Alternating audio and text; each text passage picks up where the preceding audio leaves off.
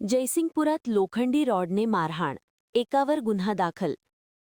नवजीवन high school परिसरात लोखंडी rod घेऊन मारहाणीच्या हेतूने फिरत एका तरुणावर हल्ला केल्याप्रकरणी जयसिंगपूर पोलीस ठाण्यात एकावर गुन्हा दाखल करण्यात आला आहे.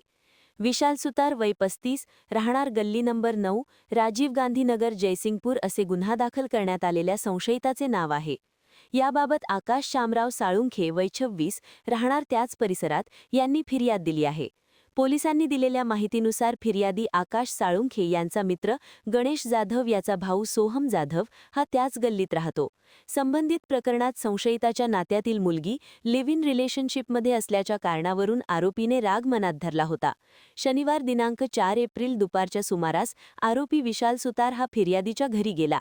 त्यांनी शिवीगाळ करत लोखंडी रॉडने मांडीवर मारहाण केली व तुला जिवंत सोडणार नाही अशी धमकी दिल्याचे फिर्यादीत नमूद आहे. या घटनेनंतर जयसिंगपूर पोलिसांनी गुन्हा नोंदविला असून पोलीस निरीक्षक संतोष गोरे यांच्या मार्गदर्शनाखाली पुढील तपास महिला पोलीस हेड कॉन्स्टेबल बनणे करीत आहेत. महान कार्य न्यूजसाठी इजाज खान पठाण, जयसिंगपूर.